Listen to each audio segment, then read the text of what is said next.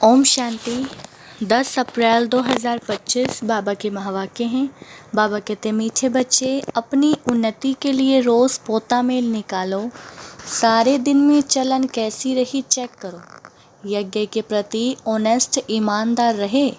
प्रश्न, किन बच्चों के प्रति बाप का बहुत रिगार्ड है? उस रिगार्ड की निशानी क्या है? उत्तर, जो बच्चे बाप के साथ सच्चे यज्ञ के प्रति ईमानदार हैं, कुछ भी छिपाते नहीं हैं, उन बच्चों प्रति बाप का बहुत रिगार्ड है। रिगार्ड होने के कारण पुचकार दे उठाते रहते हैं, सर्विस पर भी भेज देते हैं।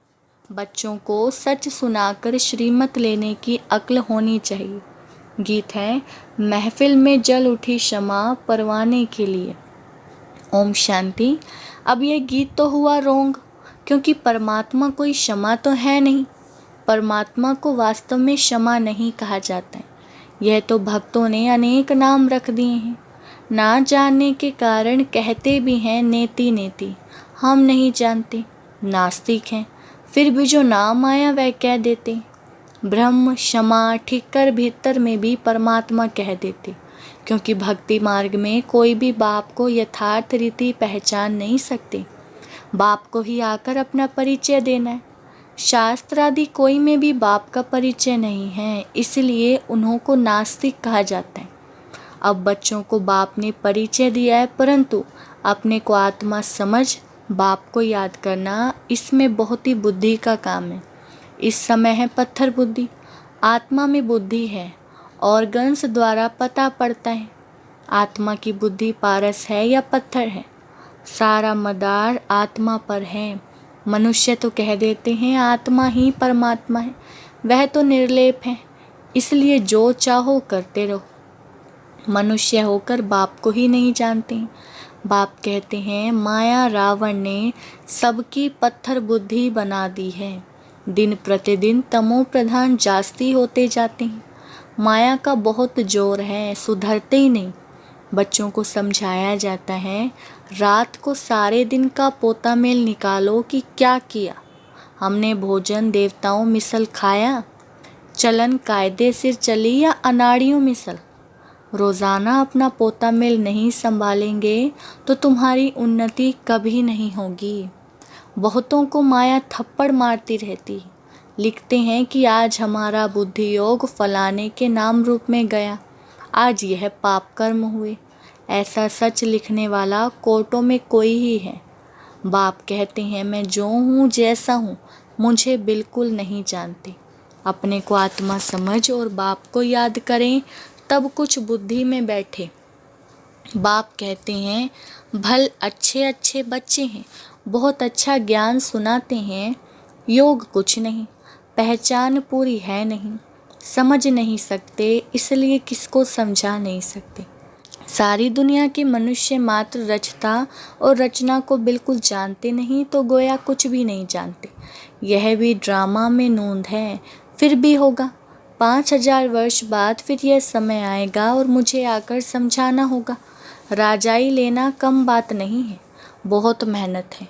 माया अच्छा ही वार करती है, बड़ी युद्ध चलती है, बॉक्सिंग होती है ना। बहुत होशियार जो होते हैं उनकी ही बॉक्सिंग होती है, फिर भी एक दो को बेहोश कर देते हैं ना। कहते हैं बाबा माया के बहुत तूफान आते हैं, यह होता है। सो भी बहुत थोड़े सच लिखते हैं, बहुत हैं जो छिपा लेते हैं। समझ नहीं कि मुझे बाबा को कैसे सच सुनाना है, क्या श्रीमत लेनी है, वर्णन नहीं कर सकते हैं। बाप जानते हैं माया बड़ी प्रबल है, सच बतलाने में बड़ी लज्जा आती है। उनसे कर्म ऐसे हो जाते हैं जो बताने में लज्जा आती है। बाप तो बहुत रिगार्ड दे उठाते हैं, यह बहुत अच्छा है, इनको ऑल राउंड सर्विस पर भेज दूंगा। बस देह अहंकार आया, माया का थप्पड़ खाया और यह गिरा। बाबा तो उठाने लिए महिमा भी करते हैं, पुचकार दे उठाऊंगा, तुम तो बहुत अच्छे हो, स्थूल सेवा में भी अच्छे हो, परंतु यथार्थ रीति बैठ बताते हैं कि मंजिल बहुत भारी है। देह और देह के संबंध को छोड़ अपने को अशरीरी आत्मा समझना, यह पुरुषार्थ करना बुद्धि का काम है। सब पुरुषार्थी हैं। कितनी बड़ी राजाई स्थापन हो रही है, बाप के सब बच्चे भी हैं, स्टूडेंट भी हैं, तो फॉलोअर्स भी हैं। यह सारी दुनिया का बाप है। सभी उस एक को बुलाते हैं, वह आकर बच्चों को समझाते रहते हैं। फिर भी इतना रिगार्ड थोड़े ही रहता है। बड़े बड़े आदमी आते हैं, कितना रिगार्ड से उनकी संभाल करते हैं, कितना भबका करते हैं। इस समय तो सब हैं पतित, परंतु अपने को समझते थोड़े ही हैं। माया ने बिल्कुल ही तुच्छ बुद्धि बना दी है। कह देते सत्युग की आयु इतनी लंबी है, तो बाप कहते हैं 100% बेसमझ हुए ना। मनुष्य होकर और क्या काम करते रहते हैं। 5000 वर्ष की बात को लाखों वर्ष कह देते हैं। यह भी बाप आकर समझाते हैं। 5000 वर्ष पहले इन लक्ष्मी नारायण का राज्य था। यह दैवी गुण वाले मनुष्य थे, इसलिए उनको देवता, असुरी गुण वाले को असुर कहा जाता है। असुर और देवता में रात दिन का फर्क है। कितना मारा मारी झगड़ा लगा पड़ा है, खूब तैयारियां होती रहती हैं। इस यज्ञ में सारी दुनिया स्वाहा होनी है, इसके लिए ये सब तैयारियां चाहिए ना। बॉम्ब से निकले सो निकले, फिर बंद थोड़े ही हो सकते। थोड़े समय के अंदर सबके पास ढेर हो जाएंगे, क्योंकि विनाश तो फटाफट होना चाहिए ना। फिर हॉस्पिटल आदि थोड़े ही रहेगी, किसको पता भी नहीं पड़ेगा। मासी का घर थोड़े ही है। विनाश साक्षात्कार कोई पाई पैसे की बात नहीं है। सारी दुनिया की आग देख कैसे सकेंगे। साक्षात्कार होता है, सिर्फ आग ही आग लगी हुई है, सारी दुनिया खत्म होनी है। कितनी बड़ी दुनिया है, आकाश तो नहीं जलेगा। इनके अंदर जो कुछ है सब विनाश होना है। सत्युग और कलयुग में रात दिन का फर्क है। कितने ढेर मनुष्य हैं, जानवर हैं, कितनी सामग्री है, यह भी बच्चों की बुद्धि में मुश्किल ही बैठता है। विचार करो, 5000 वर्ष की बात है। देवी देवताओं का राज्य था ना, कितने थोड़े मनुष्य थे, अब कितने मनुष्य हैं। अभी कलयुग है, इनका जरूर विनाश होना है। अब बाप आत्माओं को कहते हैं माँ में कम याद करो, यह भी समझ से याद करना है। ऐसे ही शिव शिव तो बहुत कहते रहते हैं, छोटे बच्चे भी कह देते, परंतु बुद्धि में समझ कुछ नहीं, अनुभव से नहीं कहते कि वह बिंदी है। हम भी इतनी छोटी बिंदी हैं। ऐसे समझ से याद करना है। पहले तो मैं आत्मा हूँ यह पक्का करो, फिर बाप का परिचय बुद्धि में अच्छी रीति धारण करो। अंतर्मुखी बच्चे ही अच्छी रीति समझ सकते हैं कि हम आत्मा बिंदी हैं। हमारी आत्मा को अभी नॉलेज मिल रही है कि हमारे में 84 जन्मों का पार्ट कैसे भरा हुआ है, फिर कैसे आत्मा सतो प्रधान बनती है। यह सब बड़ी अंतर्मुख हो समझने की बातें हैं। इसमें ही टाइम लगता है। बच्चे जानते हैं हमारा यह अंतिम जन्म है, अभी हम जाते हैं घर। यह बुद्धि में पक्का होना चाहिए कि हम आत्मा हैं। शरीर का भान कम हो तब बातचीत करने में सुधार हो, नहीं तो चलन बिल्कुल ही बदतर हो जाती है, क्योंकि शरीर से अलग होते नहीं, देह अभिमान में आकर कुछ ना कुछ कह देते हैं। यज्ञ से तो बड़े ऑनेस्ट चाहिए, अभी तो बहुत अलबेले हैं। खान पान वातावरण कुछ सुधारा ही नहीं है, अभी तो बहुत टाइम चाहिए। सर्विसेबल बच्चों को ही बाबा याद करते हैं, पद भी वही पा सकेंगे। ऐसे ही अपने को सिर्फ खुश करना, वह तो चना चबाना है। इसमें बड़ी अंतर्मुखता चाहिए, समझाने की भी युक्ति चाहिए। प्रदर्शनी में कोई समझते थोड़े ही हैं, सिर्फ कह देते कि आपकी बातें ठीक हैं। यहाँ भी नंबरवार है। निश्चय है हम बच्चे बने हैं, बाप से स्वर्ग का वर्षा मिलता है। अगर हम बाप की पूरी सर्विस करते रहेंगे तो हमारा तो यही धंधा है, सारा दिन विचार सागर मंथन होता रहेगा। यह बाबा भी विचार सागर मंथन करता होगा ना, नहीं तो यह पद कैसे पाएगा। बच्चों को दोनों इकट्ठा समझाते रहते हैं। 2 इंजन मिली है, क्योंकि चढ़ाई बड़ी है ना। पढ़ाई पर जाते हैं तो गाड़ी को 2 इंजन लगाते हैं। कभी कभी चलते चलते गाड़ी खड़ी हो जाती है तो खिसक कर नीचे चले आते हैं। हमारे बच्चों का भी ऐसे है, चढ़ते चढ़ते मेहनत करते करते फिर चढ़ाई चढ़ नहीं सकते। माया का ग्रहण व तूफान लगता है तो एकदम नीचे गिरकर पुर्जा पुर्जा हो जाते हैं। थोड़ी ही सर्विस की तो अहंकार आ जाता है, गिर पड़ते। समझते नहीं कि बाप है और साथ में धर्मराज भी है। अगर कुछ ऐसा करते हैं तो हमारे ऊपर बहुत भारी दंड पड़ता है। इससे तो बाहर में रहे वह अच्छा है।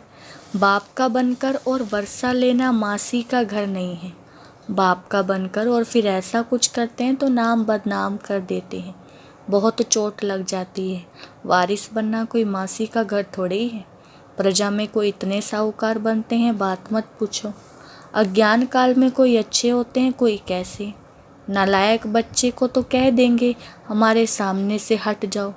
यहाँ एक दो बच्चे की तो बात नहीं, यहाँ माया बड़ी ज़बरदस्त है। इसमें बच्चों को बहुत अंतर्मुख रहना है, तब तुम किसको समझा सकेंगे। तुम्हारे पर बलिहार जाएंगे और फिर बहुत पछताएंगे। हम बाप के लिए इतनी गाली देते आए, सर्वव्यापी कहना या अपने को ईश्वर कहना, उन्हों के लिए सज़ा कम थोड़ी है। ऐसे ही थोड़े ही चले जाएंगे, उन्हों के लिए तो और ही मुसीबत है। जब समय आएगा तो बाप इन सब से हिसाब लेंगे। कयामत के समय सबका हिसाब किताब चुकतू होता है ना, इसमें बड़ी विशाल बुद्धि चाहिए। मनुष्य तो देखो किस किस को पीस प्राइज देते रहते हैं। अब वास्तव में पीस करने वाला तो एक है ना। बच्चों को लिखना चाहिए, दुनिया में प्योरिटी, पीस, प्रॉस्पेरिटी भगवान की श्रीमत पर स्थापन हो रही है। श्रीमत तो मशहूर है। श्रीमत भगवत गीता शास्त्र को कितना रिगार्ड देते हैं। कोई ने किसके शास्त्र व मंदिर को कुछ किया तो कितना लड़ पड़ते हैं। अभी तुम जानते हो यह सारी दुनिया ही जलकर भस्म हो जाएगी। यह मंदिर मस्जिद आदि को जलाते रहेंगे। ये सब होने के पहले पवित्र होना है। यह ओना लगा रहे, घर बार भी संभालना है। यहाँ आते तो ढेर के ढेर हैं, यहाँ बकरियों मुआफिक तो नहीं रखना है ना, क्योंकि यह तो अमूल्य जीवन है। इनको तो बहुत संभाल से रखना है। बच्चों आदि को ले आना यह बंद कर देना होगा। इतने बच्चों को कहाँ बैठ संभालेंगे। बच्चों को छुट्टियाँ मिली तो समझते हैं और कहाँ जाएं। चलो मधुबन में बाबा के पास जाते हैं। यह तो जैसे धर्मशाला हो जाए। फिर यूनिवर्सिटी कैसे हुई। बाबा जांच कर रहे हैं, फिर कब ऑर्डर कर देंगे। बच्चे कोई भी ना ले आए, यह बंधन भी कम हो जाएंगे। माताओं पर तरस पड़ता है, यह भी बच्चे जानते हैं। शिव बाबा तो गुप्त हैं, इनका भी किसको रिगार्ड थोड़े ही है। समझते हैं हमारा तो शिव बाबा से कनेक्शन है, इतना भी नहीं समझते। शिव बाबा ही तो इन द्वारा समझाते हैं ना। माया नाक से पकड़ उल्टा काम कराती रहती है, छोड़ती ही नहीं है। राजधानी में तो सब चाहिए ना, यह सब पिछाड़ी में साक्षात्कार होंगे। सजाओं के भी साक्षात्कार होंगे। बच्चों को पहले भी यह सब साक्षात्कार हुए हैं, फिर भी कोई कोई पाप करना छोड़ते नहीं। कई बच्चों ने जैसे गांठ बांध ली है कि हमको तो बनना ही थर्ड क्लास है, इसलिए पाप करना छोड़ते ही नहीं और ही अच्छी रीति अपनी सजाएं तैयार कर रहे हैं। समझाना तो पड़ता है ना कि यह गांठ नहीं बांधो कि हमको तो थर्ड क्लास ही बनना है। अभी गांठ बांधो कि हमको ऐसा लक्ष्मी नारायण बनना है। कोई तो अच्छी गांठ बांधते हैं, चार्ट लिखते हैं कि आज के दिन हमने कुछ किया तो नहीं। ऐसे चार्ट भी बहुत रखते थे, वह आज है नहीं। माया बहुत पछाड़ती है। आधा कल्प मैं सुख देता हूँ तो आधा कल्प फिर माया तुम्हें दुख देती है। अच्छा, मीठे मीठे सिकिलदे बच्चों प्रति माता पिता बाप दादा का याद प्यार और गुड मॉर्निंग। रूहानी बाप के रूहानी बच्चों को नमस्ते। हम रूहानी बच्चों की रूहानी बाप दादा को नमस्ते नमस्ते, गुड मॉर्निंग। धारणा के लिए मुख्य सार। पहला पॉइंट है, अंतर्मुखी बनकर शरीर के भान से परे रहने का अभ्यास करना है। खान पान चाल चलन सुधारना है। सिर्फ अपने को खुश करके अलबेला नहीं होना है। दूसरा, चढ़ाई बहुत ऊंची है, इसलिए बहुत बहुत खबरदार होकर चलना है। कोई भी कर्म संभाल कर करना है। अहंकार में नहीं आना है, उल्टा कर्म करके सजाएं नहीं तैयार करनी है। गांठ बांधनी है कि हमें तो इन लक्ष्मी नारायण जैसा बनना ही है। बाबा ने वरदान दिया है, रूहानियत की श्रेष्ठ स्थिति द्वारा वातावरण को रूहानी बनाने वाले सहज पुरुषार्थी भव।